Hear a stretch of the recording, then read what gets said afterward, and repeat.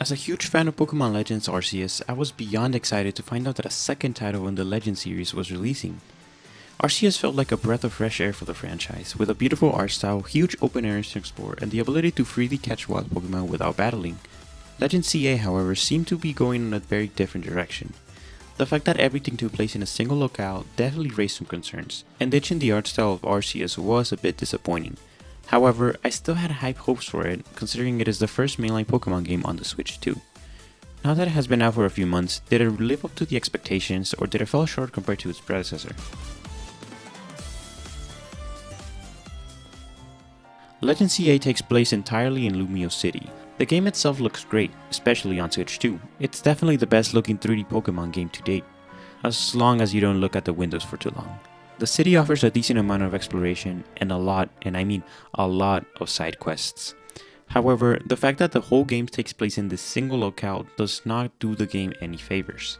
There is little to no visual variety between areas, and listening to the same two Lumio City themes for the whole game is exhausting. It made the very few sections of the game that don't take place in the city exterior feel that much more refreshing, and yes, it did make me miss Legends Arceus. Oh yeah, and there are only a few buildings in the game that you can actually enter, and for it being a game that takes place entirely in a city, where there are buildings everywhere, it is very disappointing.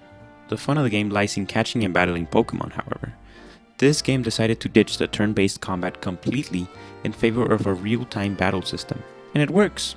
Having to consider the timing of your moves adds a new layer of depth to battles. I especially like how moves like Protect have been repurposed, so that now you have to perfectly time it in order to defend against incoming moves.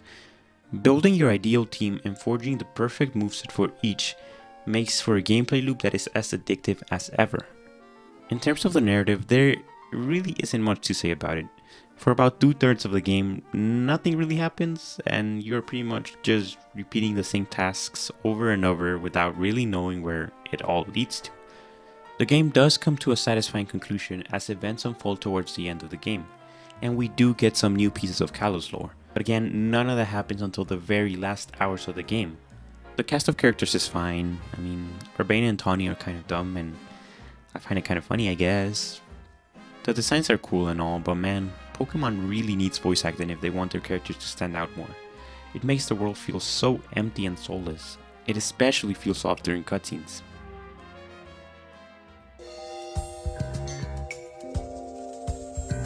Pokemon Legends CA can be a good time if you're a Pokemon fan like I am, but I have to admit that this game will likely go down as one of my least favorite games in the series.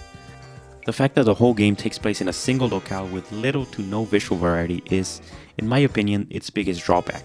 It results in a game that ends up feeling really repetitive really fast. And towards the last third of the game, I honestly just wanted it to end, and that's not a very good sign. The combat system is really fun, the return of Mega Evolution is cool for sure, and finding and catching Pokemon to build your ideal team never gets old. But the rest of the game does. Okay, that's all the time I got. I gotta go back to playing Monster Hunter Stories 3 Twisted Reflection on my Nintendo Switch 2.